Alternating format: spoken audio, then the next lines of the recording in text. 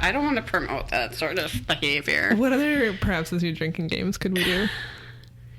I feel like, there's certain phrases I didn't realize come up in my speech a lot, like saying super duper and straight up.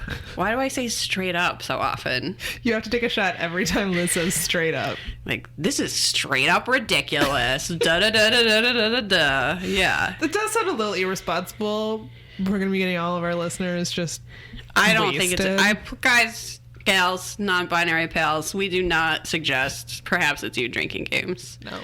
Particularly not to me saying, all right, so... Or the world is ending. Or the world is ending. Yeah, don't drink every time we point out that the world is ending. You should just do whatever you want. You'll be blackout drunk 5 minutes in. Yeah.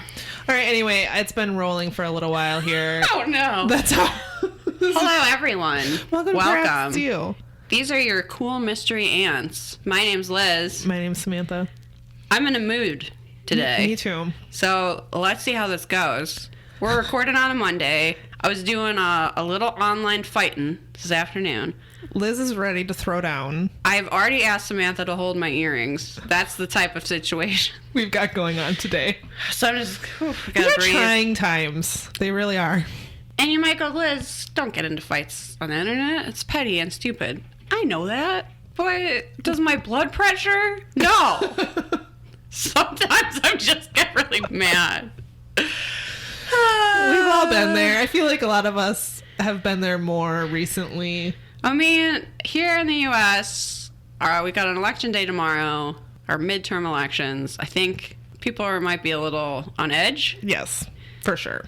I'm trying really not to think about it, honestly. But by the time you're listening to this, it's done. It's going to be over. So whatever. You'll know. Hopefully it went well. Hopefully it went well for America. Ted Cruz is out of a job, but Let's maybe hope. not. Get that Zodiac killer out of there. See, okay, so the other day was Halloween, and Ted Cruz tweeted out the Zodiac letter as Happy Halloween. About as tone deaf as he could possibly be. If you thought Ted Cruz could be more tone deaf. Okay, surprise. the only way Ted Cruz can seem cruel is to literally go, hey, I'm a serial killer. But also, he did kind of just kill that meme for me. My most, beloved That's meme. kind of a He can't be shame. in on the joke. No. It just shows how little, self-reflection. The point of that joke, Ted Cruz, is that you're a soulless lizard with wearing human skin. Right. You're detestable. Even people in your own political party hate you. Yeah. You are the Zodiac killer. You know, I just have to take solace in the fact that this will all be over soon. Yeah. When the world ends. Drink. I hope you're not drinking. Sounds irresponsible to me.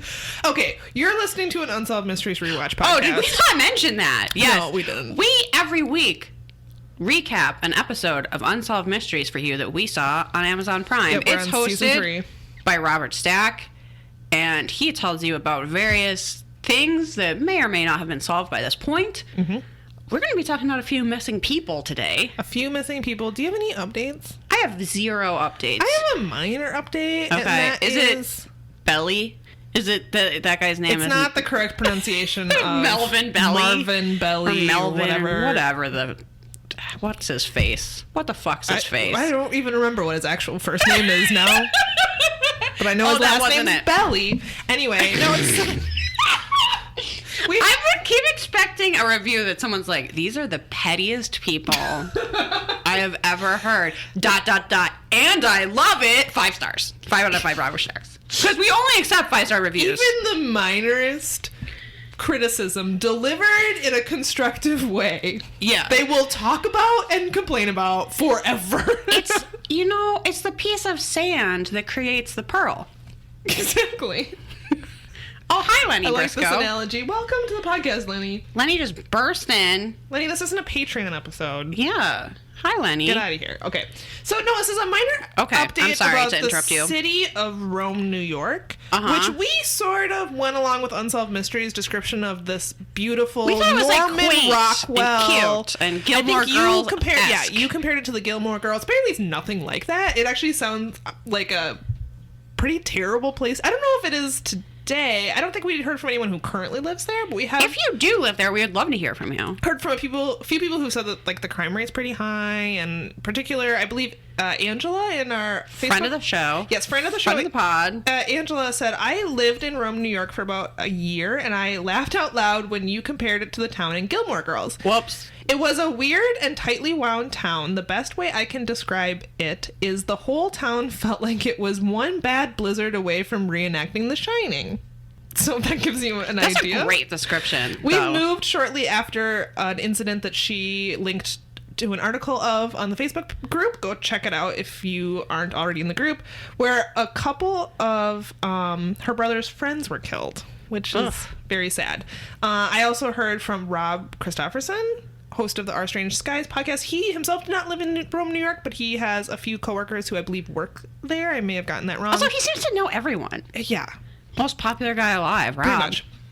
And he said that it's not the greatest place, or at least it wasn't when he knew about it. So it may be an idyllic paradise now. Who knows? Maybe back in Robert Stack's time, Unsolved Mysteries tricked me, I guess, because it looked really cute. Yeah, but Robert Stack evoked Norman Rockwell when he was talking about it. So Look, Robert Stack says things, and I just nod.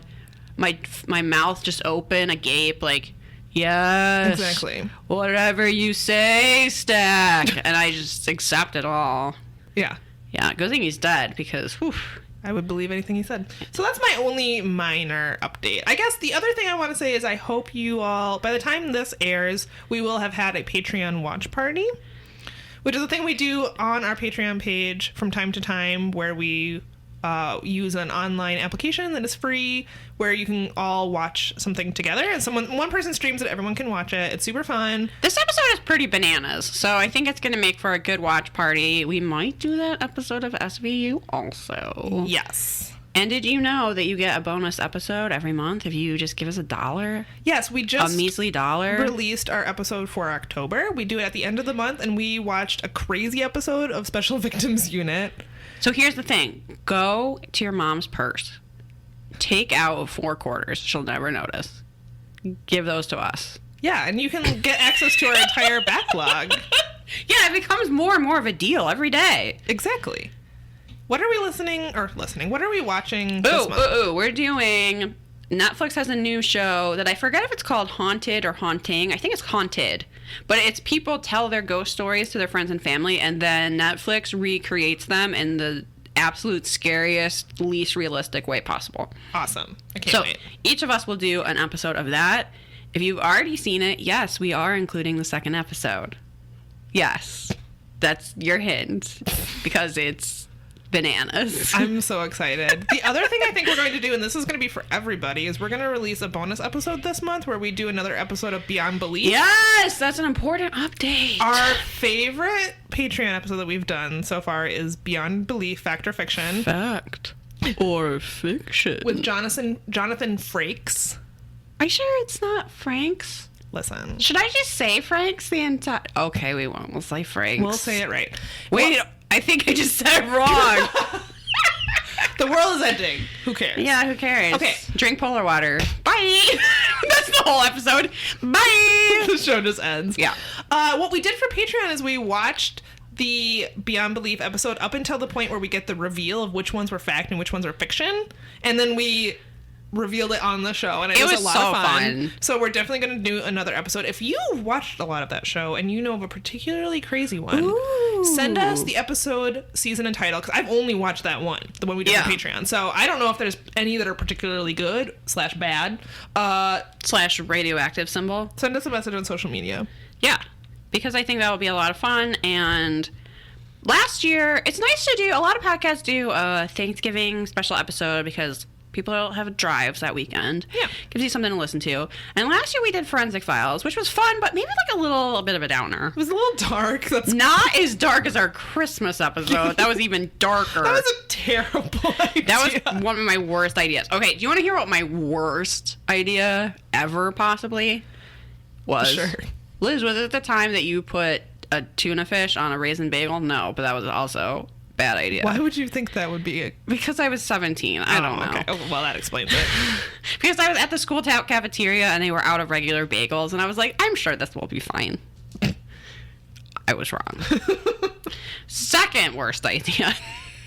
No, perhaps first is I decided that me and our show's librarian, Megan, should watch the movie Troll 2, which I've referred to on this podcast before. I don't know why I keep talking about Troll 2, but it's an incredibly bad movie where there's not even trolls. I can't even explain how bad it is. It has a bunch of goblins, but lots of people like dissolve into just like green goo. And I was like, oh, what we should do is watch this movie and drink Shamrock shakes. Yeah. It was disgusting. Oh, no. I'm like, when you said that, even though you told me it was a bad idea, I was immediately like, that sounds great. Yeah, I was like, this is gonna be so fun, because I used to love a Shamrock shake because I'm a sucker for seasonal items. Oh, for sure. And I was like, oh, we'll get a Shamrock shake. We'll watch Troll 2. This is going to be hilarious. And we're sitting there watching bad actors dissolve in green goo, looking at a just glass of green goo. It was disgusting. And it ruined both things, frankly. Oh, that's a shame. I thought it was one of my best ideas, but it was definitely one of my worst ideas. That's just how life works sometimes. This is the tangentiest. I mean, it's not really a word, so I guess I can't say it wrong. Sure. Should we talk about this episode of Unsolved Mysteries? Yeah. Perhaps your favorite show? Perhaps a show you've never seen. Unsolved Mysteries. Let's solve some of these goddamn mysteries. Hell yeah. Oh, you're going first this time. I am going first. We are on season 3, episode 5. So we start with a missing person. I like that we get a little sort of anti-capitalist realism for Robert Stack. This is how the segment opens. Income inequality episode. Yeah. It opens with, this actually has very little to do with the segment. So I just like that Robert Stack threw this in. He's laying some harsh truths on you.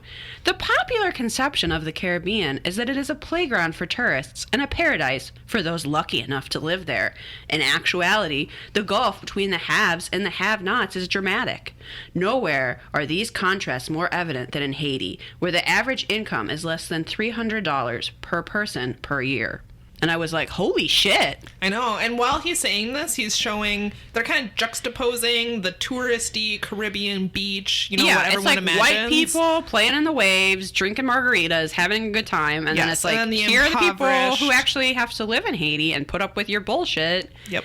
While scraping by because of exploitation. It's a splash of cold water. Yeah. And I was there for it. I appreciated it. Yeah. But what is this actually about? It's about the fact that an entire ship disappeared. And it was called the Free Dawn. That is not me saying the word freedom wrong. Before you at us. Yes. Because at first I was like, wait, is this like attaché case and salon and cafe? Does Robert Stack say the word freedom weird? No. The name of the ship is Free Dawn with an N as in Nancy, not freedom. Yeah. Why? Not sure. Never explained.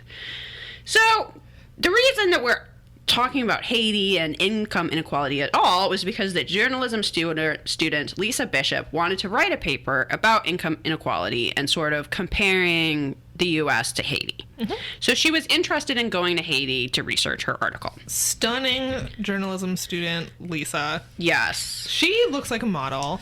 Yeah, she really does. She's amazing. Is it kind of weird that we talk about the weight of the people who go missing? Like, I'm looking at this description here. Occupation, journalism student, date of birth, 1965, height, 5'4", weight, 105 pounds. If I go missing, is everybody going to be looking at my weight? God, I've never thought about that before, but that's... Characteristics, blonde hair, green eyes. They said brown on the show. I mean, if I'm Lisa, stunning model, 105-pound Lisa, talk about my weight. Sure, when I go missing, tell everybody I weigh 105 pounds. That's not going to help me get found, because it's very not true. But anyway, that's a weird once again, guess what? I went on a weird tangent.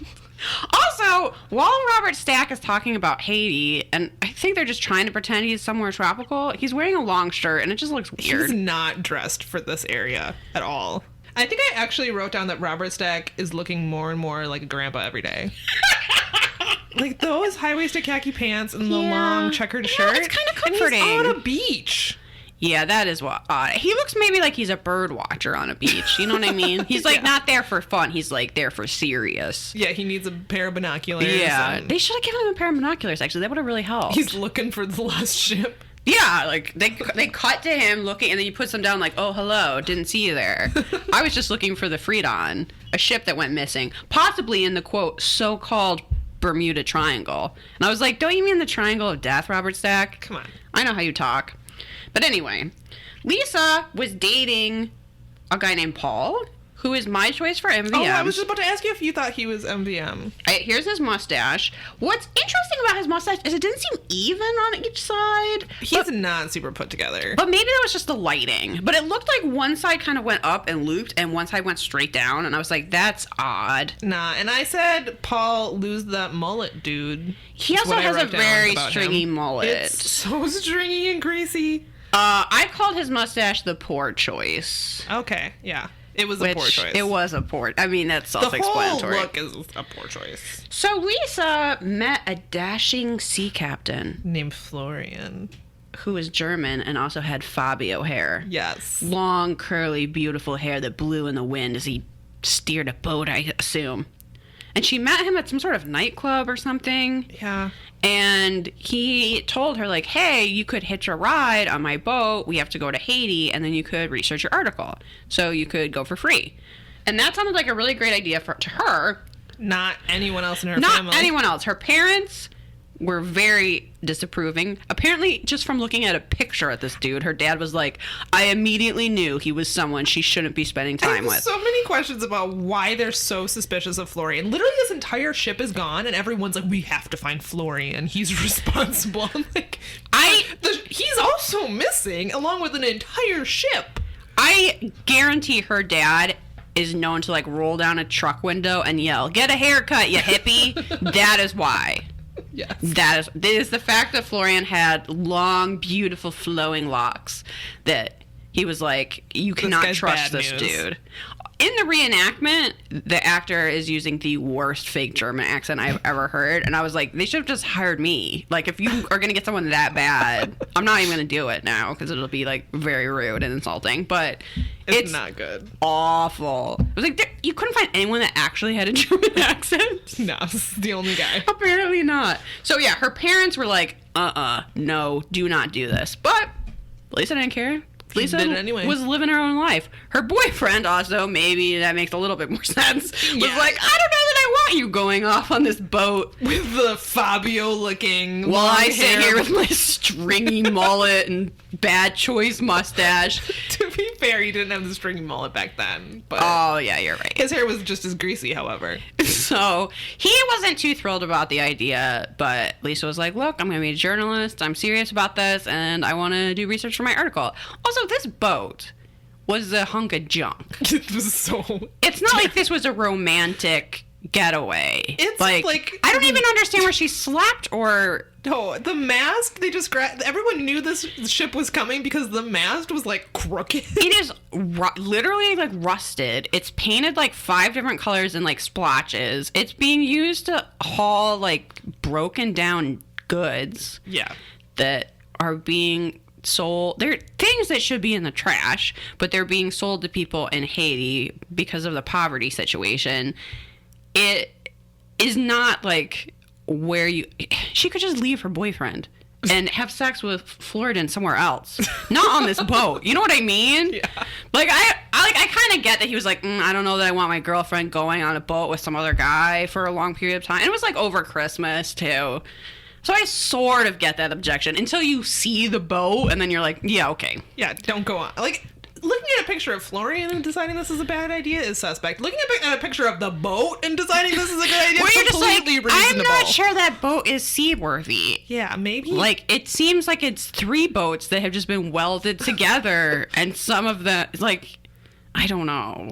Am I being a boat snob right now? Guessing. Is that a thing? Considering what happened, I think it's justified. Okay, so she gets on the boat. Her family's literally urging her not to go as she gets on. Whatever. Lisa's gonna live her life. Gets on the boat. Her family doesn't get a call from her on Christmas, which causes concern. There were no reported storms at the time. There were no distress calls from the Freedon. But the family became concerned. They eventually contacted the Coast Guard, and the Coast Guard swept the Caribbean and found nothing. It's just kind of terrifying. It is. So We have one witness named Bob who reads an article about the Freedon and then realizes that he saw the ship 2 weeks after it supposedly disappeared, 500 miles from Haiti. And they show a reenactment of literally him looking at a boat and saying, "Oh, they're going to need their freedom. They can't even spell it." Because Haiti has no record of the boat. The Coast Guard contacts Cuba because they would have sailed past Cuba. Cuba doesn't know anything about what's happened to the boat. They didn't have to stop there for repairs or something like that. No one knows what's happened to it. So Lisa's family gets involved. They start trying to track down witnesses. And a couple people, no one claims to have seen Lisa. This one dude claims to have seen the boat, and a couple people claim to have seen Florian. Which maybe they did, but that doesn't mean, like, who knows when? Yeah. Her parents go there and just wander around showing his picture to just people at bars. Yeah, people selling stuff, like smoothies on, like, yeah, maybe they saw him, but who knows? Like, that's not credible. No. Also, her parents are convinced that Florian has abducted her and is holding her against her will. Yeah, or that she's been sold into sexual slavery or something. The whole boat is gone. Florian is gone. Like, yeah. I don't understand this theory. Maybe, okay, so the ship set sail December 17th, 1988, and never arrived in Haiti. It was when she didn't call her parents Christmas Day that like, raised alarms. Maybe they thought, Florian's hiding out for a couple years. At this point, none of those people have ever been seen again. As of 2018. Florian's family never sees him. There are other crew members. It wasn't just these two on the boat. We don't talk about them because they're not whites, but there's Haitian crew. None of their families ever see them again either. Not all of these people went into hiding to abduct one woman. That's not how anything works. No. This ship sank. Yeah. It's tragic and horrible and kind of scary that you could just vanish off the face of the earth and no one would have any idea what happened to you. Right. But that's what happened. But that's what happened. There's a scene of Lisa's brother tracking down this woman that's holding some of Florian's things, and she's wearing the worst jeans I have ever seen in my motherfucking life. Jesus H. Christ. Are they terrible? I can't even explain it. Pretty bad. They have like a built-in belt and they're acid washed and high-waisted, and there's kind of like a flap and the ankles go. We'll put a picture on Instagram. Lord above. Wow. Save us from these jeans. Save us from these jeans, dear Satan, who art in hell. And then she's like talking smack about some other guy on the crew that she was seeing briefly and how he's a smuggler, and maybe they were smuggling stuff. Their ship also sank. Like, it doesn't really matter if some people on the boat were criminals. Their family never saw them again. Yeah. Yeah. It's pretty much what it comes down to. So look, I'm just really not a fan of Lisa's family. Despite this horrible tragedy that's occurred. Yeah. Because the thing of it is they seem to have decided, based on seeing one picture of Florian, that he's like a bad guy. Yeah. Like, why do you think that? His family is missing him. Like, right. I don't understand. So the ship had disappeared at the end of 88. This aired in 1990, October 1990. So it's been like 2 years. Maybe they thought somehow Florian had her in Germany, or I don't even know.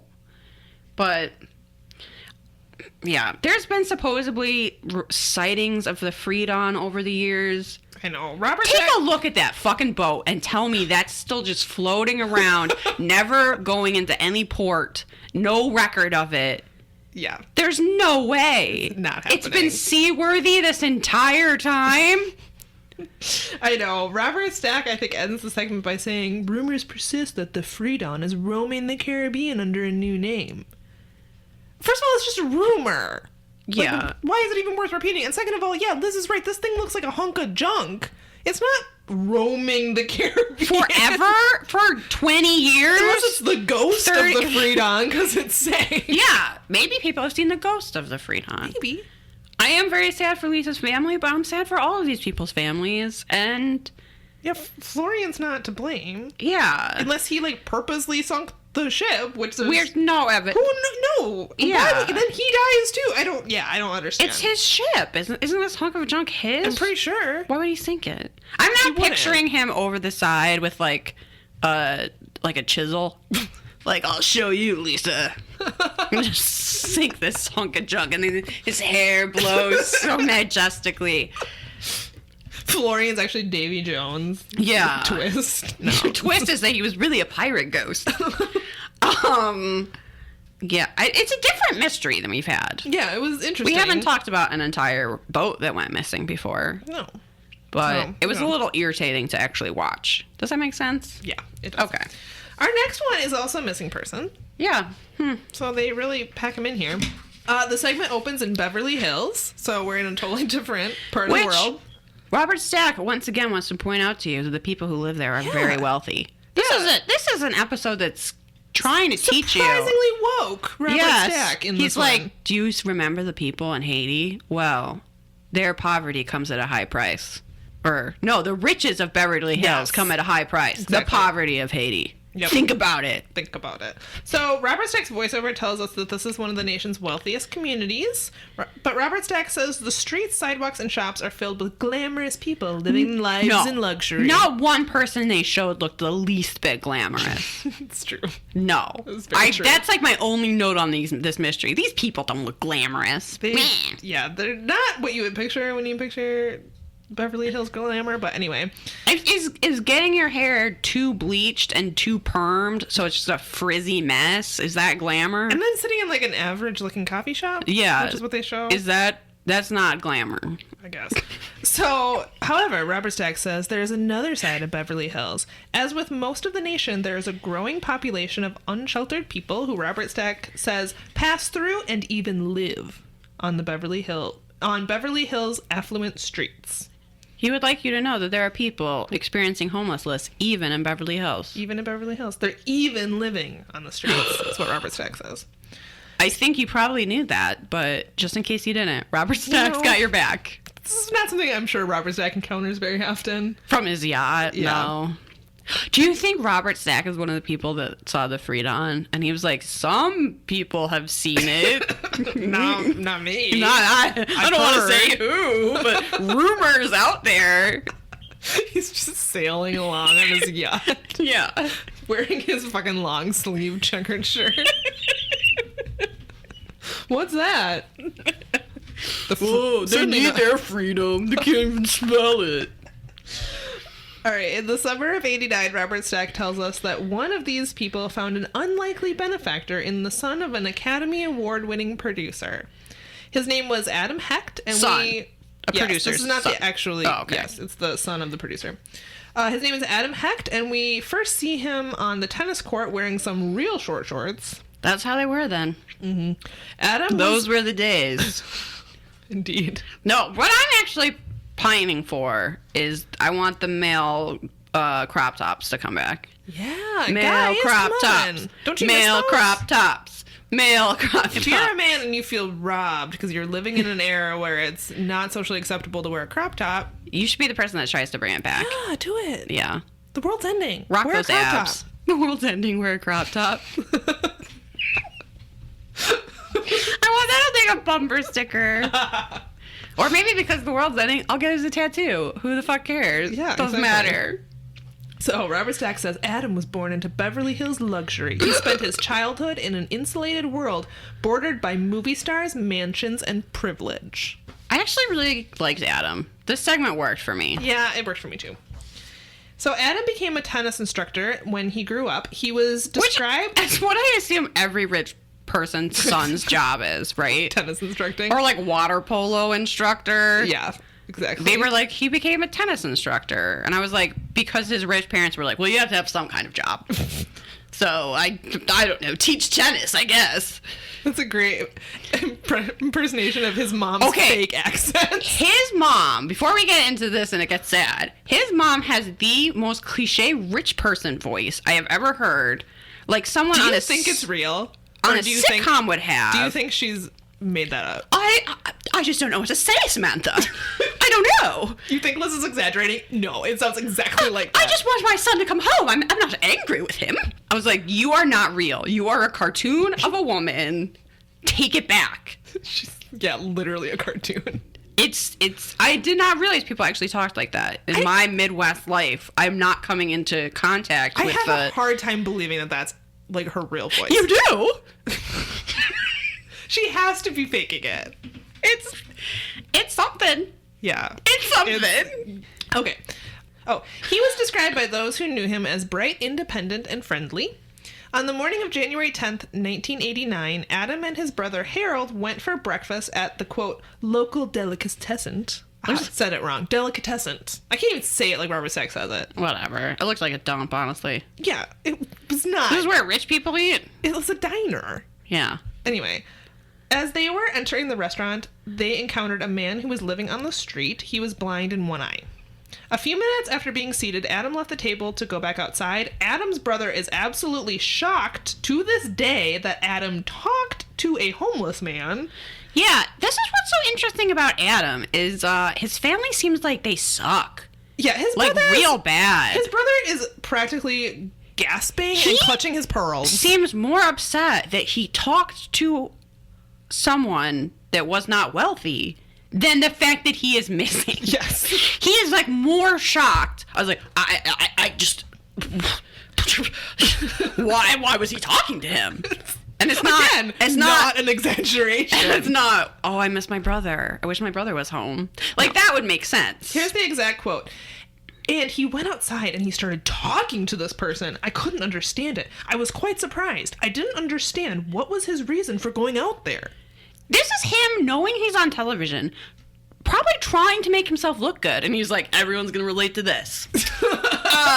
Like, I'm all set. And then, yeah, I'm sure that's his mom was like her most like, well, I've just got to be genuine to the American people. Like, that was her keeping it real for us. Yeah. I hate these people. Not Adam, though. I like Adam. I like Adam. But his family is something else. They're a piece of work. So when they left the restaurant, they parted ways. Adam told his brother that he would catch him later. He had to make a quick phone call. But just before he got into his car, Harold looked back to find that Adam was again talking to the homeless man. He was having a conversation with a human that perhaps didn't have a good place to live. Words escape me. Harold was so shocked. He really was like, you're not going to believe this. I hope you're sitting the fuck down. My brother once talked to someone and they're not rich. I don't even think he was middle class. And then, yeah, pearls just fall all over the place, and monocles fall into drinks, and it's so ridiculous. It's something. So we learned that the man Adam met outside the delicatessen was a man named Tony. Adam soon invited Tony to move into his apartment. We see Robert Stack outside of what could be the apartment building. He says that Tony was introduced to a lifestyle that was, quote, as far away from his experience as night from day. I think that was pretty cool. Yeah. Yeah, good for Adam. Mm-hmm. He realized there was he's not rich because of anything he did. He just has rich parents. Yeah, exactly. And he saw Tony and he was like, why doesn't this guy have what I have? I could help this guy out. Yeah, it's cool. And it seems like they became friends. Yeah, he seemed interested in stuff Tony had to say, and he wasn't just one of the unwashed, huddled masses like his family sees them. Yeah, he is an individual person. Yeah. Oh my Amazing. Goodness. So it's kind of a wonder that Adam turned out like this, given. I know. That part is the cool story. We are told that Adam and Tony hit it off because Adam had become, quote, disillusioned with his pampered life. Oh, I think that's code for becoming sick of his family. Yeah, I think so. Which, that's fine. Can't blame him. Yeah. But Robert Stack says, what started out as a gesture of a good Samaritan may have escalated into a nightmare. Because today, Adam Hecht is missing. Yeah. So soon after Tony moved into Adam's apartment, Adam brought him over to his mother's house for dinner. Robert Stack says she was surprised that Adam would shelter a street person. If this reenactment is accurate, and I assume that it is. Oh, for sure. She is asking questions about Tony to Adam as if Tony is not right there. Is basically like, Samantha, why is he doing this? And it's not like she's even I mean, it still wouldn't be acceptable, but she's asking questions like, what's his deal? Yeah, it's what's up with this guy? Rude questions while he's sitting right there. Next to her.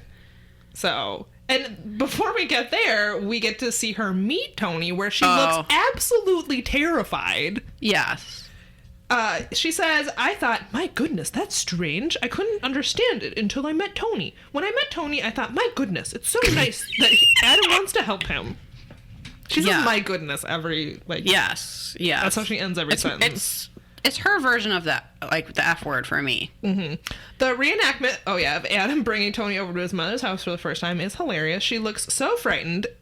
I wrote down that it's almost like Adam brought a grizzly bear to her front door. She literally looks petrified. Oh! She, like, is startled and steps back and kind of is, like, trying to close the door on Tony. Her eyes are bulging out of her head. She's looking back and forth between Tony and Adam, like, what's this?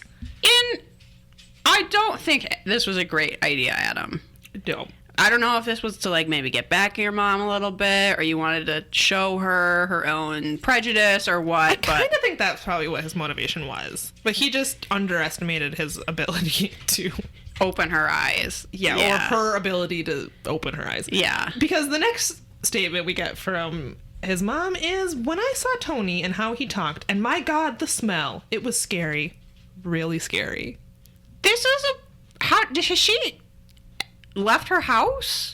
Has she ever, like, interacted with the actual, like, outside world in any meaningful way? I am positive this is probably her first interaction with this is what I like about public transportation.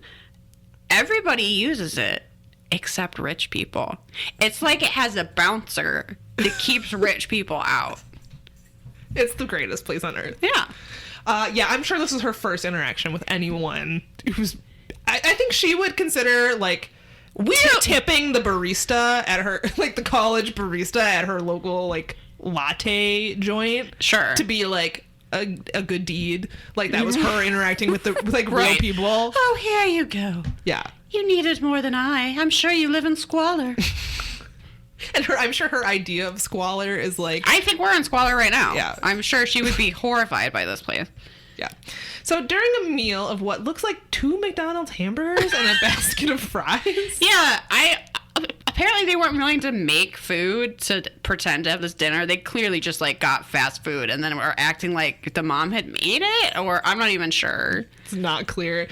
Tony started to wave his hands over his food as if he were blessing it, is how it's described. Adam's mother looks petrified. She's really, like, turning to Adam and is like, what is Tony doing? As if, A, she couldn't ask. Also, he's sitting literally next to her. He's sitting right there, and he's basically, I don't know, saying grace or whatever. Is that weird? Yeah. So? Yeah. Who cares? So Adam tells his mother that Tony was helping him mature as a person, which I think is really nice of Adam to say, like, he's actually helping me. Like, I'm actually getting a lot from my relationship with him, which was, I think, really... Right. It says a lot about Adam's as a person. I don't think this was a situation where Adam was trying to do something nice just to make himself look better, which is still something nice, but you know what I mean. Yeah. Like, it wasn't a thing where Adam was just trying to give himself pat on the back and be like, oh, I just couldn't help the unfortunate. Yeah, I couldn't help. I saw poor Tony here and I said, oh, what can I do? Who, me? Adam? A man of means. Yeah.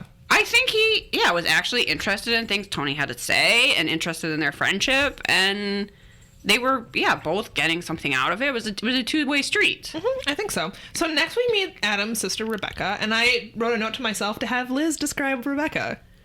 She's a twat. I don't know. She is like a privileged teen in a 90s teen movie. Uh-huh. She's not the, like, main rich girl. She's not pretty enough to be the main rich girl. She's, like, the main girl's mean friend. That's exactly who she is. She says that Adam went from being an elite, preppy businessman to a, quote, mystical person. He's not a businessman. He's a tennis instructor. He doesn't do any business. What's his business? Also, tennis lessons? I love that her, like, ideal person is an elite preppy businessman. My least favorite kind of person. And he turned into someone I just didn't know anymore. He's someone with mystical beliefs and feelings. It was gross. Yeah.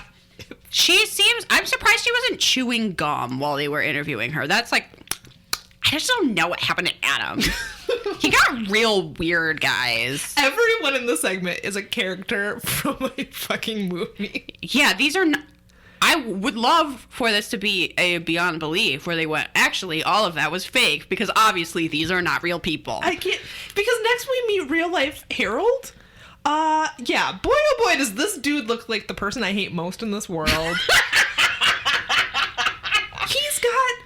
He looks like a caricature of a preppy rich dude. I mean, this is that era where all of our ideas of, like, preppy, annoying people come from. It's like Beverly Hills in the early 90s. Like, that idea of, like, polo shirts and convertibles and, tennis lessons. And, who knew it was real? What you thought was just, like, an exaggerated caricature of wealth.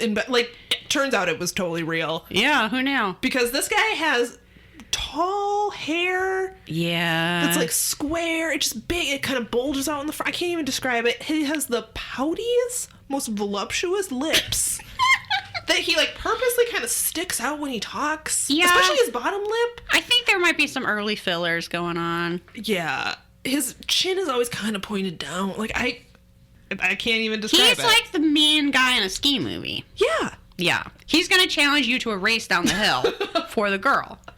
Yeah. So he says that he thought Adam was doing, quote, a noble thing.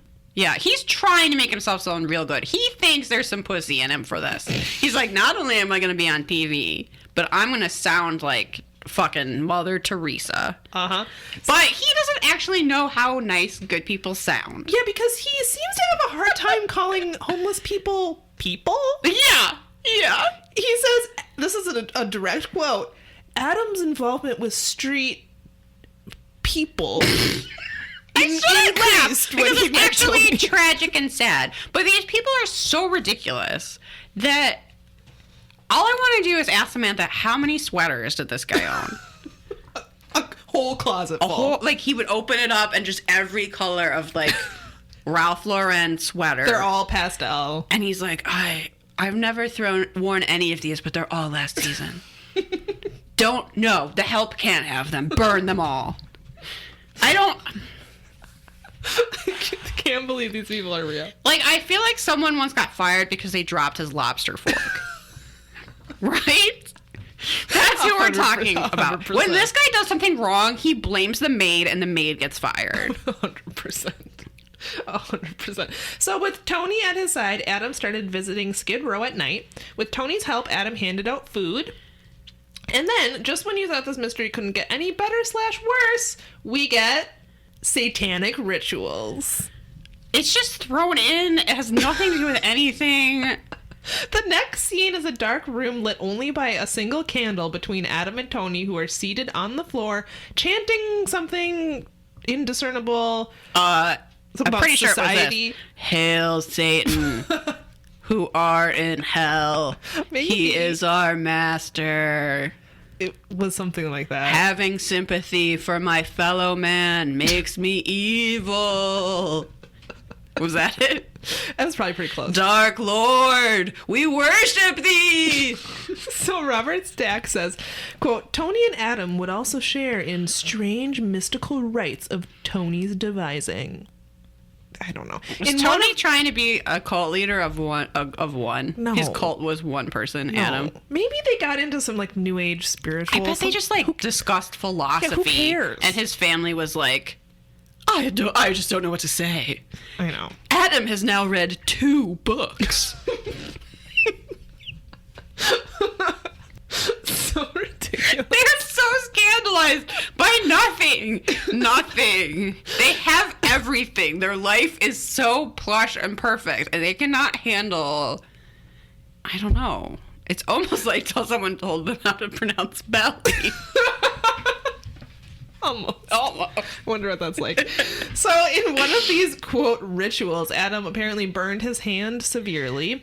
Adam's mother says, when I saw it, I thought, my God, Adam, what happened to you? We should do the whole podcast in rich people voices. It would tire me out. Yeah. I'm like out of breath. So she claims that Adam told her that he and Tony were testing their endurance and that Tony told him it would make him stronger. Okay. Who knows? Who knows? This woman is not a reliable source of information. Glug, glug. I don't trust her at all. Yeah, who knows what they were... She hates Tony. Yeah. Based on nothing. So on June 10th, 1989, Harold went to Adam's apartment. He was concerned because he had not heard from his brother in several days. Adam wasn't there and his car was gone, but Tony did answer the door. Tony would not let him in. Probably because he was an asshole. Yeah.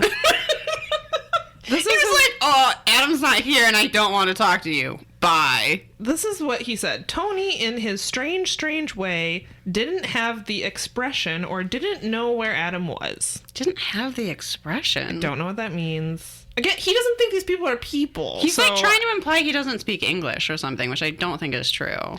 Based on the reenactment's depiction of Tony, he maybe had some mental illness, but I also don't trust this reenactment because I'm sure they got 100% of the information from Adam's family. Right. So I don't really trust the reenactment to have been an accurate depiction of what Tony was like. But if we go off the reenactment, it seems like Tony had some mental illness issues going on. Maybe. And had a hard time communicating. But honestly, who knows if that's true? Yeah. I have no faith in this reenactment and Adam's family's description of what Tony was like. Adam liked him and was enjoying spending time with him. So he's communicating on some level. Yeah, he's not... The way that the reenactment described him was almost like someone who would not be able to communicate at all. Almost like a deformed waterbed salesman coming out of a New York apartment after 40 years. You know, it's relatively similar. Which that's from our SVU episode. Sorry, non-patrons. Anyway, go on, So I Samantha. don't know what happened when Harold went to the apartment. He made it sound like Tony had trouble telling him what was going on. I don't know. 2 days... I think he just didn't know where Adam was. That's not like... Also, his whole family's fucking dicks to him. So, yeah, he's gonna be like, fuck off, I live here. Yeah, he showed up and he was like, where's Adam? And he was like, I don't know. And he was like, let me in, which he doesn't live there. And so Tony's like, no, and shuts the door. It's perfectly reasonable. Yeah. So a few days later, Adam's mother also went to the apartment. This time, according to her account, Tony did let her in. She says that while she was going down the hallway, Tony tried to kiss her and put his arms around her. She describes this encounter as being very scary. She gets away from him, and in the reenactment says that I just want to know where my son is, to which reenactment Tony replies, I'm your son. She flees the apartment at that point. Am I supposed to believe this woman actually went in the apartment herself and didn't send her butler? Because I don't. The way that they respond to this is bizarre, because next we find out that on the advice of a private investigator, the family contacted the Beverly Hills police. Yeah, the police are for poor people, Samantha. We have our own investigator. Yeah. He lives on the property. He handles things for us. Yeah, I have no words. So I really hope they went to see a private investigator and there he was like, how long has your son been missing? And you haven't contacted the police? I'm positive that's how it went down. Because, yeah, according to Robert Stack, he tells them to go to the police. It's not a situation where there's something they don't want people to find out about Adam. They're not trying to hide something. Are you telling me that they want the whole world to know that their son was sheltering a homeless person in his apartment? They were willing to talk about it on Unsolved Mysteries. We all know now. I guess at that point, but... We all knew the horrible truth! The scandal! So they file a missing persons report and began arranging for Tony's eviction. In July, about a month after Adam went missing, Tony was forcibly removed from the apartment. Which, okay. Because it's better that no one lived there. Yeah. So a month after he disappeared, Adam's car was found abandoned on a Beverly Hills side street. On the windshield, there were several parking tickets, so it had been there for a while. The keys were still in the ignition, and they also found Adam's wallet along with all of his credit cards and $600. No other trace of Adam was found. So they're presenting evidence now because one of the theories about Adam's disappearance is that he became so disillusioned with his privileged life that he decided to, quote, disappear into the streets. Yes. So this is kind of like I don't know, saying that that probably didn't happen. Well, yeah, no, that didn't happen. But also, I don't think Tony did anything necessarily. Well, okay, so here's the thing. So we're not quite at the end of the mystery yet, but I did some Googling. Okay. And there's not a lot of information about Adam's disappearance because, spoiler alert, there's really never any information comes forward, but the police did investigate and found no evidence whatsoever that Tony was involved. Yeah. So, I mean, his family is convinced that Tony had some involvement in it, but I think it's just because they're suspicious of people who aren't rich. Yeah. And based on the reenactment, Tony was not white. So there's that other piece. Right. So there's no evidence that Tony had any involvement in Adam's disappearance. I just feel like he disappeared him, but didn't take his money. Yeah. He left his cash and his expensive car just sitting on the street. Why? Exactly. That doesn't make any sense. Like, if they were putting forth a theory that Tony sort of got integrated into his life and then robbed him, like, maybe, but he didn't get anything. No. He just got evicted. Yeah. So why would he hurt Adam when he could have kept living with Adam? It actually was worse for him. Exactly. So the last thing in this segment is a ridiculous statement by Robert Stack. Quote, does Tony know more about the disappearance of Adam than he is saying? Did someone Adam met during his brief stay on the street decide to kill him? Or did Adam reject his life of luxury and lose himself among the homeless?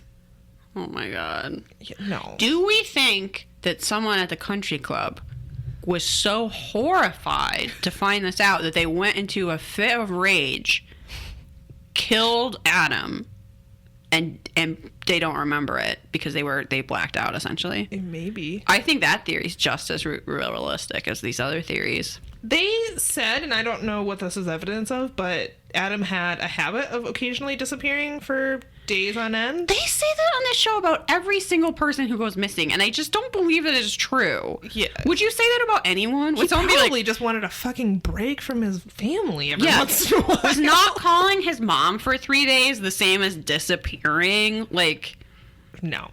Yeah. I want to close this segment with a quote from Adam's sister, who wants him to know that his mom is just closed-minded, and that it'll take her a while to understand what Adam understands. His spiritual knowledge is just so vast, and she's not ready for it. I really like that this girl saw an opportunity to be on national television and badmouth her mother. That's almost not even a plea to Adam, like, come home. It's like, what you have to understand is my mom is a straight-up bitch. Like, that's essentially what she said. Yeah. It doesn't help anyone. She's just, like, insulting her mom on TV, and now we all know. Yeah. It's kind of great. It kind of is. Yeah. So. She's just so close-minded. It's really gonna take her a while. Isn't that right, Mom? Yeah, so that concludes that one. There is no update, and as far as I could tell from Googling this case, Adam has been missing and really no information ever surfaced. He's on several, his DNA is in the NamUs database, so if, a body's ever found, they might be able to Poor Adam, determine because if it he was seems him, like he was a cool guy, despite having a bunch of douchebags for family members. It's really a shame because it does seem like Adam could have done some good things with his privilege. You know, so it's really unfortunate that this happened to him. I have no even theories of what could have happened to him. I think I said what happened. Someone snapped at the country club. Country club rage. Yeah. It makes as much sense as any of the theories they put forth. Which was like, sure, it makes more sense. Homeless people are bloodthirsty? With the Satan. I don't even know. There's not even really a theory put forth. It's just like themes. Yeah. No specifics. This poor person lived with him. What killed him? Poverty or the devil? Tune in to find out. So this episode has basically everything, minus aliens, because it's also got Nazi treasure. Did you see that coming? Our next mystery, the Lunar Sea Lake treasure. Now, maybe I meant to have Maxwell from Relic Podcast do this. One of our favorite podcasts. Shout out Maxwell. Our dear friend that we don't really know, Maxwell. Our Twitter friend. And I don't know, this season is just like speeding by, and I was like, oh crap, we're already at the Nazi gold mystery. So seriously, last night I was like, hey Maxwell, what do you want to say about this mystery, this treasure? And he was like, first time hearing of it. This is someone who just did an entire season of a podcast on Nazi treasure. So I don't think this is a very important treasure. How is it that Unsolved Mysteries picked the minorest Nazi treasure to include in their show? I don't understand. I don't know. I also want to say that even though it is not graphic, this segment does include Holocaust footage. So trigger warning for that. You might not want to watch that right now at this point in the world. I would get that. Yeah. So there is some real footage included in the beginning of introducing this segment to talk a little bit about Dachau and other concentration camps and just sort of the point of history that this takes place in. You would totally skip over this mystery. It's not very long. It's not very long, and it's honestly not very interesting, and it is like, yeah, the stupidest treasure mystery. We're bringing back There's Never a Treasure, everyone. I don't think this treasure is real. I'll say that right now. So, Dr. Edward Greger thinks that there is a buried treasure on this Austrian lake. Great. Good for him. So, this comes from a physician named Dr. Wilhelm Gross, who treated imprisoned Nazi criminals. Why? Hope you treated them with arsenic. Anyway, and he says that an SS officer from Dachau told him, it's like one of those things that goes through... Well, that's a reliable it's gone through source too of many information. People. From Dachau, told him that a treasure had been carried from Dachau and buried near, I think it's pronounced Brand, Austria. Okay, so 4 SS officers supposedly took... These are possessions that were stolen from people, murdered at a concentration camp, for one. This is the least fun treasure ever. Yeah. It is their gold, valuables, rare stamps, and even gold teeth fillings. Yeah, this is not fun. It's depressing and terrible. So supposedly these valuables were put into 4 large wooden crates, possibly ammunition boxes, in the middle of the night, and like taken out into Austria to be buried so that the SS officers could get it later. Well, yeah, you bury a treasure. Makes sense. According to Maxwell, there are so many theories about different buried Nazi treasures that if they were all true, Germany would just be treasure. And yet no one ever finds any, which is... stub your toe on like a... treasure! Again! Oh, it is everywhere. So these 4 SS officers made some pact that they could, like, come and get it. I don't know when. After the war? At some point? I don't... Look, it doesn't exist. It doesn't exist. It doesn't matter. So, Dr. Gross, which is such a terrible name, shared this story with Dr. Greger, who was, at the time, a U.S. Army intelligence officer, and they planned an expedition to find the buried loot. However, by 1956, a dam was built in that area, which increased the water level, so the point that the treasure was supposed to be was under 75 feet of water, because it was supposed to be between the only structure in the area and, like, this brook. Like, dead in the middle of it, they supposedly buried this treasure. But now that's underwater. So, who the hell knows? And then Dr. Gross mysteriously vanishes, so that can't even be confirmed. Which, again, is like, no, this is not real. This didn't happen. Someone talks about how they found corroborating evidence. What's that word? Corroborating. Thank you. I can't even speak anymore. Belly. Evidence in the testimony of Joseph Jarlin, who was a sub-commander at Dachau, and in his testimony, he does talk about, like, loading up valuables or something. So it seems like there's something in the transcripts from the War Crimes Tribunal that backs up the idea that there is this treasure. Well, did they steal valuables from...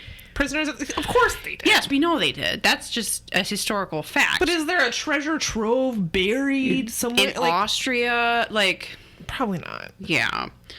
The reason they think that it might still be there is that by the time the war would have subsided and it would have been safe for the officers to go back and get it, it would have already been underwater.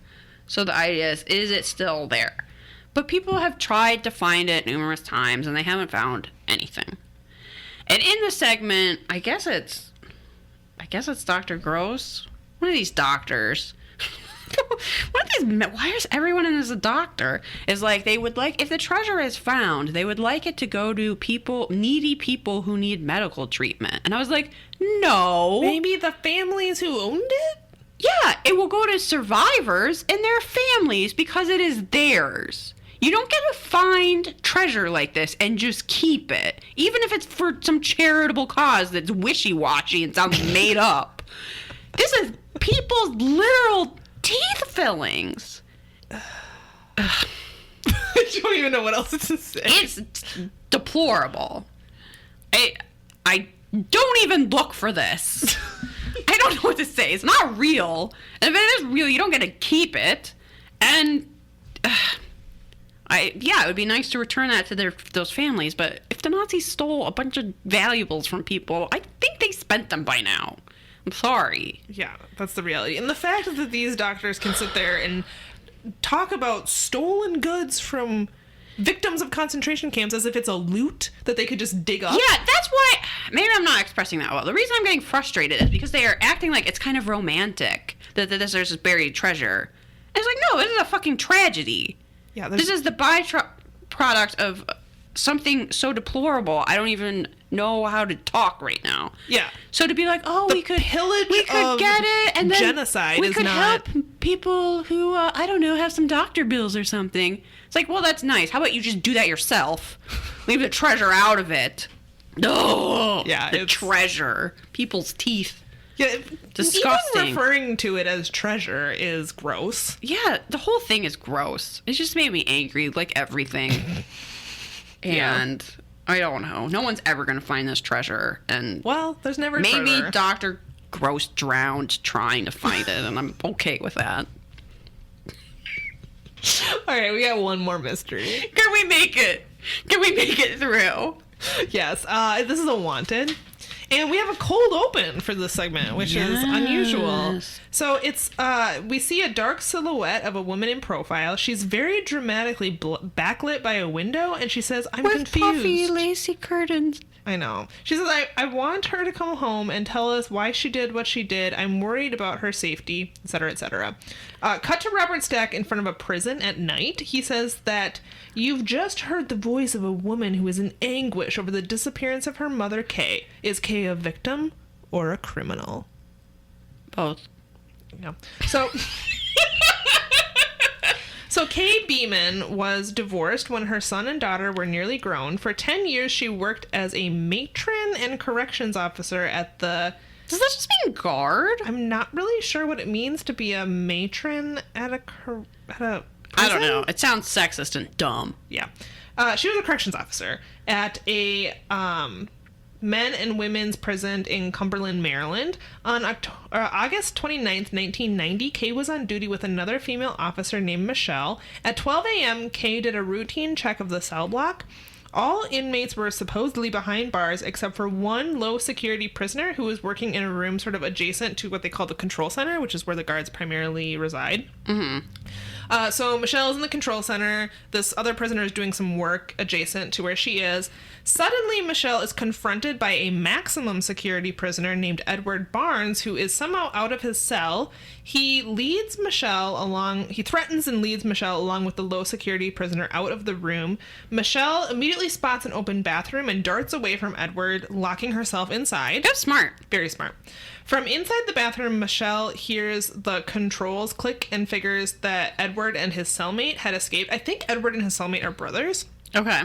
Because they have the same last name. I don't remember the other guy. Oh, interesting. I didn't pick up on that. All right. When she finally emerges from the bathroom, the two men, along with Kay Beeman, are gone. So Edward and his cellmate and Kay are just gone. 2 days later, Kay phones her daughter, Leslie. She tells Leslie that she is okay, that she misses her, and that her children shouldn't worry about her. And she specifically tells Leslie that she went with the men willingly. Uh-oh. So she helped them escape, is where we're going with this. Edward's cellmate was apprehended a few days later. He told authorities that they used Kay Beeman's car to get away.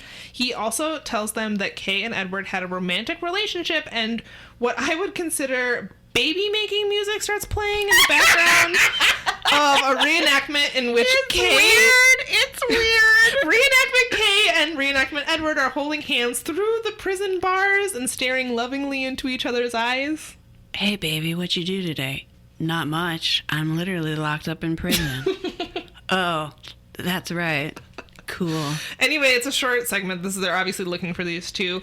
We get an update on September 10th, 1990, 10 days after the escape. Beeman and Barnes checked into the Beach Motor Hotel in Hamilton, Canada under the names Fred and Sandy Smith. Fake ass sounding names, first of all. Yeah, come up with better fake names than that. Fred Smith. What? Hi, I'm No, you're Santa not. Claus, and this is Mrs. Claus. We're going to be here for the night.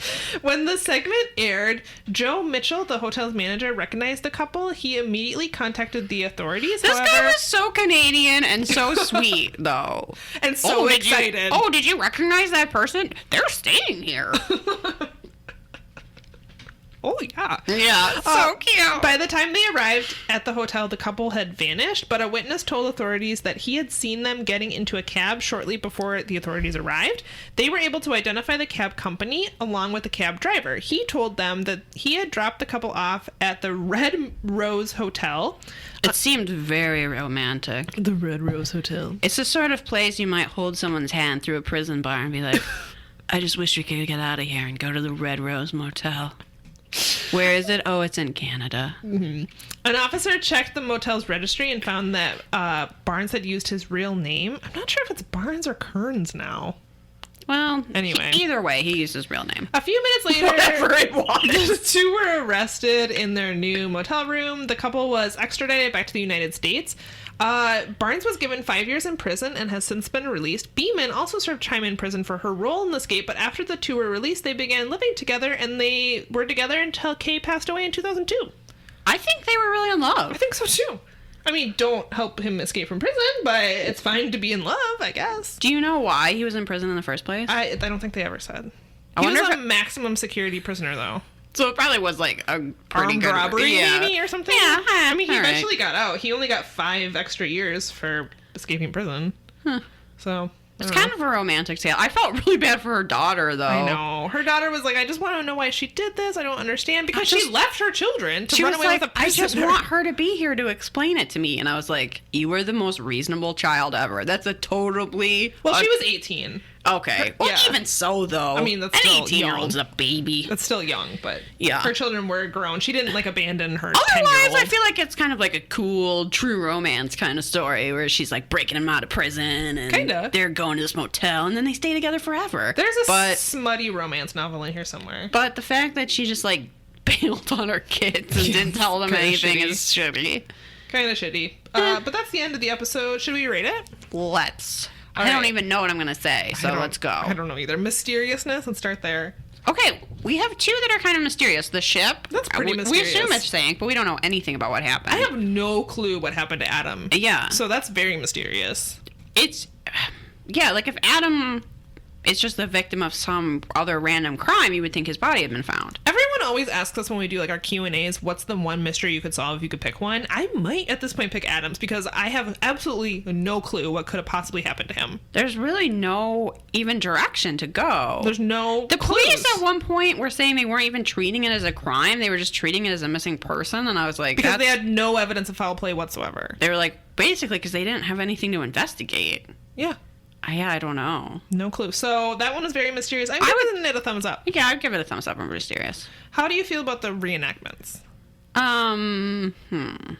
Fine. They were fine. They didn't cast the reenactments very well. No. Like the rich people in the Adam missing person segment did not look like the My people goodness. at all. No, they didn't. certainly didn't look like wealthy, snobby It was a little tennis players. confusing, honestly. So I don't know that the reenactments were all that great. No, sideways on that for me. Fashion. Oh, thumbs up. Yeah, we get. I spent like 5 minutes complaining about some jeans. So, thumbs We up. have to give it a thumbs up. thumbs up. Thumbs up. And Robert Stack.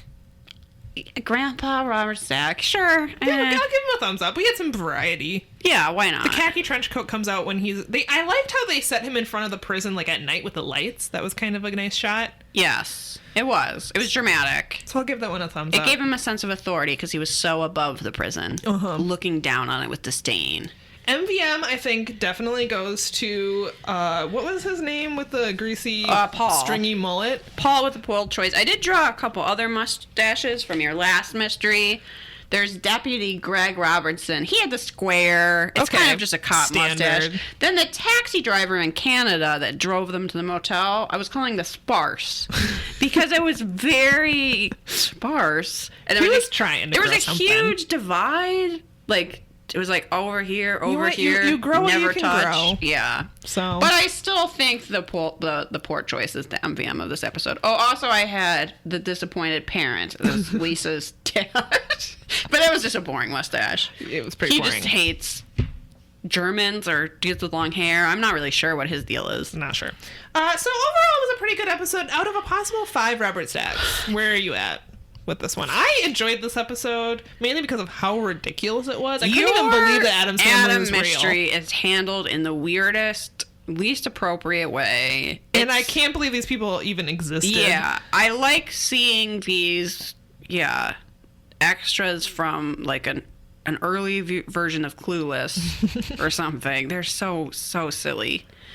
This episode is frustrating at times, but it is good. I'm like a 4, maybe? I would say a 4. Yeah, it's definitely not a stellar, like, I'm going to force everyone to watch it, but it's got some weird stuff in it, though. Yeah, I mean, we liked it enough that we're going to do a watch party tomorrow, so... Yeah. Or Wednesday. Yeah. Anyway, it'll have been over by the time you listen to this. You missed it. So, I would go with a 4. Absolutely. Cool. Well, that's a wrap on this episode. All right, our final item to talk about today is recommendations. So, I have a recommendation... I feel like they get randomer and randomer all the time. I keep being like, Liz, you like a lot of books. Maybe recommend one of those. And then I went, no, I think I'm going to recommend frames.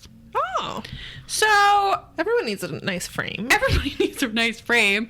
This is something people have asked me a couple times. Like, what is a good framer? Because you have a lot of art. And you want a nice frame to put your nice piece of art in. I'm an artist and I'm also a cheapskate. So, listen up. Sure, you can get a frame at IKEA. You can really seriously get a frame at the Goodwill and then just spray paint it a different color. And that's not bad.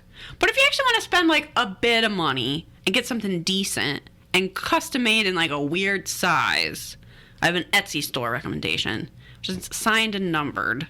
We can link to it or something. We have a whole page on our website, perhapsitsyou.com, of recommendations. You can go directly there. You'll find it. Right to it. It's in Salt Lake City, and they custom make everything for you, and it's like actually wood. Oh. So I brought an example. This is just a little one, but they're so freaking well made. Wow. And even the little back part is wood, and they put the hardware on both sides so you can hang it either way. You don't have to do it yourself. And you can just send them the dimensions of your piece. Yeah, you just like send them the dimensions. They have different styles. This one I picked a sort of like bumpy border wood thing. And they're just like, these things are going to outlive me. They're like honestly really, really well made. I've been super impressed. I've had to make a couple different frames for me for different things, and I've just loved all of them. Have you ever gotten something custom framed at like a Joann's? It's so expensive. How does the price compare? Because it is less. Real expensive. So I once had this John Hodgman poster that I wanted to get framed, and of course it was like a weird size. And Joann's was having like a 40% off sale, which they pretty much always are, right? So I went and I got a quote, and it was like so much more than I was expecting. And I was like, oh, and then 40% off. And the woman was like, no. That is 40% That's off. with 40% off. And I was like, are you kidding me? And she was like, then the woman working there was like, yeah, it's honestly not a very good deal. And it's not, they're fine. But I think you are overpaying. Yeah. If you're getting it, there's nothing wrong with them. I just think they're too expensive for what they are. I totally agree. I recently had, my sister is an artist, and she painted me this beautiful watercolor painting, but the way she taped it down, like she didn't quite do it right, and so it ended up being really warped. Oh, and yeah. so they did a really nice job of covering that up, but I got a 70% off coupon, and even that was ridiculously expensive. Yeah. Like, if you just have a strange dimension, if that's what you're dealing with, and you don't need some expert to press down something that, you know, like what I had. Yeah, that's like a whole other complication. This could work great because they're really nice. It's a lot cheaper than like Joann or Dick Blick or any of those sort of chain stores that have a framing department. It's just too expensive. But yeah, if you need someone who's actually going to like mount things and blah blah blah, that's like a whole other layer of. But if you just have a weird shape, item. If you bought a piece of art and you went, what? Why is this 8.5 by 14.25? God damn it! Then I would really recommend. I seriously, people will be fighting over these frames at my estate sale when I'm gone. Say the name of it again. It's signed and numbered on Etsy. And I feel like if you even just searched like custom frame or something on Etsy, it would be one of the first things that come up. But yeah, it's a great option. Very good. Well, I don't have a great recommendation this week, so I thought I would give 2 public service announcements. One's kind of a recommendation, but once again, I'm recommending a podcast that's like huge. That's fine. So you may not be aware that the podcast Limetown is back. Oh, right. This is a fiction podcast that was really big years ago. I don't even know when their first season came out because when I listened to it, I was already like past, like people had already listened. It had been like a year or something. So they went on hiatus for like years and years while they were doing. So it turns out they're like making a TV show and a book and like this. It's a fiction podcast that's like full cast and scripted and all that. So it's high production seems like value. So much work. Oh my god. The first season, if you haven't listened to the podcast and you're interested in a fiction podcast, you can binge the first season super easily. I re-listened to it in a couple days. Legitimately scared me. Like, I don't scare easily. I read a lot of horror and listen to a lot of audiobooks that are supposed to be scary. I'm never scared. This podcast legitimately scared me. Even the second time listening to it when I knew what was going to happen. Not because it's horror, but because it's very suspenseful. And just the way they produce it is really, really good. I think that's why it got so popular. Anyway, you may not be aware that they just released a new season. I bring it up because I've been really enjoying it, for one. And also because we had a little sushi extravaganza last week for Halloween. Oh, yes. And 2 of our friends were there, and I mentioned this podcast, and they had listened to season 1 and didn't know that season 2 was out. Because if you have a podcast in your feed that's like been on hiatus forever, maybe you unsubscribed because it was just cluttering up your list or whatever, and then you don't get notified when there's a new season. So if it's a podcast you listen to or you're just interested in a fiction podcast, highly recommend. Cool. I'm really liking it. You definitely need to listen to season 1. Season 2 is shaping up to be quite different. I'm not totally sure how I feel about it, but I am enjoying it. So maybe everyone knows that this podcast is out again. I don't know. Obviously, they get a lot more downloads than us. I'm just going to say that. Is that even possible? Well, we are the #1 podcast on iTunes. So, according to me and no one else. Other PSA is I'm stepping in and being an Unsolved Mysteries aunt, being a cool mystery aunt, and telling you to get your flu shot. Oh, yes. Good. It is not too late. Get a flu shot. Go to CVS. Planned Parenthood gives out flu shots. Walgreens, get a flu shot. Target, I think maybe you can get them there. Flu season is well underway, but it's not too late. The Mist is available this year if you don't like shots. I know a lot of people, some people can't get them and some insurances don't cover them, but if it is an option for you and you're afraid of shots. Interesting. I have found no evidence to suggest that for normal adults it's any less effective than the injection. Talk to your doctor, talk to the flu shot provider. It literally, they just spray something up your nose. The flu is supposed to be pretty bad this year, and even if you aren't really worried about it or susceptible to it, you could pass it on to someone else that could be a problem for. So it's just I probably don't need to tell most of you, but herd immunity is important. There's people who can't get flu shots because they're too young, they're immune compromised, maybe they have an allergy to something in the injection, and those people are only protected by all of us healthy individuals and people who are able to get the flu shot getting the flu shot. So it's really important. If you are having trouble affording it, Google it. There's options, there's resources available to you. Get it. It's really important. Yeah. It's a good reminder. And I feel like there was, this was several years ago now, but I feel like there was a year where healthy people weren't supposed to get flu shots because there weren't like enough shots for whatever reason that year. That's not true this year. That's not the case. So definitely get it. And also that same day, why don't you check your carbon monoxide detector and make sure it's working? I like this new segment on our show where we are your cool mystery aunts and we tell you to Someone do things to called us protect that yourself. in a review, and I've just never been more flattered or proud. See, this is what happened, is someone called us MILFs, which we were confused about. Yeah, that's And not... then, like, the next week, someone called us their cool mystery aunts. I'm just that picturing... we're much more on board with. I'm picturing the ants from Practical Magic, and I'm like, yeah, that's It's us. who I aspire to be. Exactly. Perfect. That's all I've ever wanted. All right, let's plug our shit and get out of here because we have pizza to eat. Yes. Oh, that's really what's important. So, social media, all of them. Perhaps it's you. Basically, perhaps it's you. If Facebook, you want to Twitter, email Instagram. us, it's perhapsitsyou podcast@gmail.com. You can send us your paranormal tales. If you saw an alien, if you saw a ghost, We if love you getting your stories. Made Send out them with our way. Robert Stack. Let us know. Support the show on Patreon, patreon.com/perhapsitsyou. You get some good, cool goodies. We watch some cool episodes, and you'll get all that content. And we'll send you a For $1. postcard to welcome you. It's a great deal. Your cool mystery ants are cool. That's why. Duh. I think that's it. Yeah, that's really it. Go All solve right. some mysteries, bitches. Bye. Bye.